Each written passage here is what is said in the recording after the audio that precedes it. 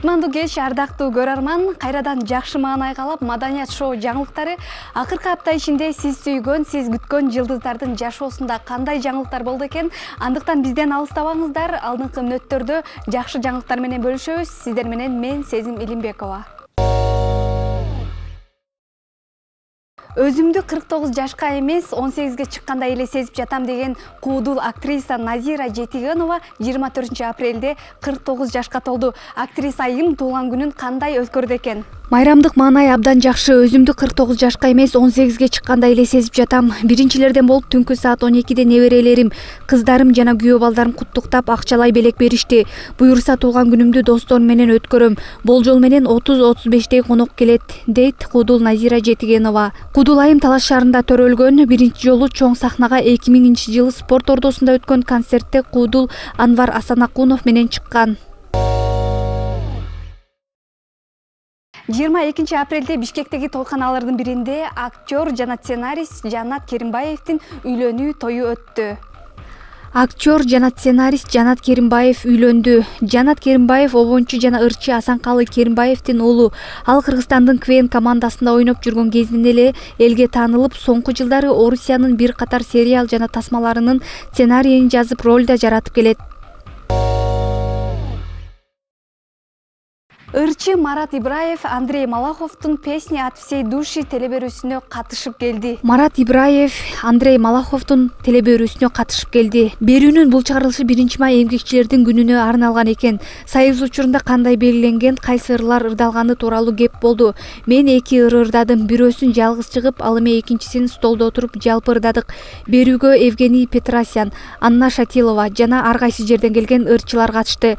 Тартуу иштери 1-2 күн мурда болду. 1-майда Россия телеканалынан көрсөтүлөт, деди ал. Кыргызстанда өтүп жаткан салттуу музыка жумалыгы Бишкек шаарында 20 апрелде старт алып, 25 апрелде Ош шаарында аяктады. Кыргызстанда салттуу музыка жумалыгы 19 жолу белгиленип, ага Казакстан, Өзбекстан, Каракалпакстан республикаларынын өкүлдөрү катышты. Жумалык маданий жана илимий бөлүктөрдөн туруп, аны Маданият, маалымат, спорт жана жаштар саясаты министрлиги, Кыргыз улуттук манас театры жана Кыргыз Республикасынын эл артисти Роза Аманова жетектеген Кыргыздын салттуу музыкасы фонду менен биргеликте уюштурду. Иш-чаранын расмий бөлүгүндөгү Ош улуттук драма театрында салттуу музыка күнүнө карата гала концерт жана кол өнөрчүлөрдүн көргөзмө жарманкеси менен жыйынтыкталды.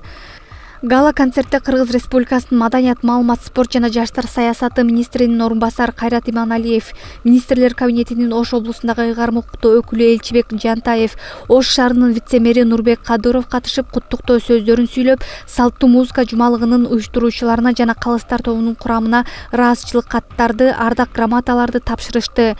Жумалыктын алкагында Ош шаарында өткөн концерттик иш-чараларда көрүүчүлөргө өнөр тартуулаган өнөр адамдарына жана Казакстан, Каракалпакстандан келген конокторго министрликтен ыраазычылык каттары, ардак грамоталары тапшырылса, Бишкектен барган салттуу музыка жумалыгынын калыстар тобунун курамындагы бир катар маданият ишмерлерине облустук администрациянын ыраазычылык каттары, ардак грамоталары ыйгарылды.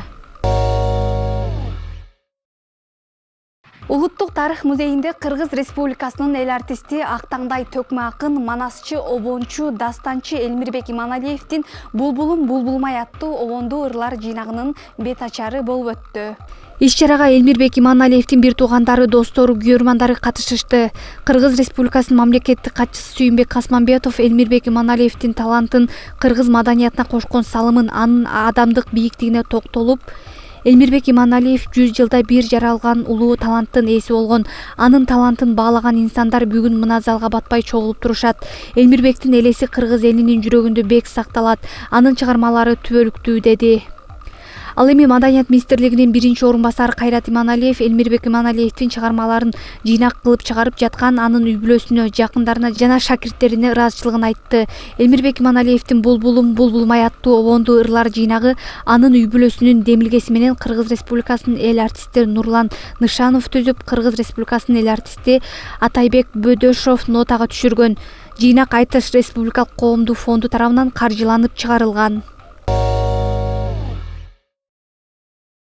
38 жаштагы казак актрисасы Асель Садвакасова өзүнүн 10 жаш кичүү сүйүктүүсүн коомчулукка көрсөттү. Буга чейин актриса жана продюсер жаңы мамилесин жашырып келген. Асель Садвакасова өзүнүн сүйүктүүсүн коомчулукка ачыктады. Ачыктаган соң анын 28 жаштагы Макжан Тилеуханов экени маалым болду. Жигит социалдык тармактарда активдүү маркетолог жана блогер Арман Юсупов менен бир катар долбоорлордун тең негиздөөчүсү.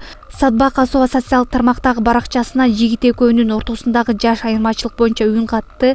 Кыскасы, мен сүйүп калганымды түшүнгөндө биринчи реакция албетте кубаныч болду. Бирок кийин ал сенден кичүү да деп ойлой баштадым, деп жазды ал. Асель Садвакасованын айтымында ал жүрөгү туура тандоо кылганын түшүнүү үчүн жогорудагы белги сураган. Социалдык тармактардан Эрке Эсмахан менен Райымдын никеси кыйылып жатканда тартылган сүрөттөрүн көргөн. Мен Эрке Эсмахандын мечитте турмушка чыгып жатканын көрдүм. Чынын айтсам, дал ошол учурда мен белги издеп жаткам. Мен күлдүм да түшүндүм, дедим.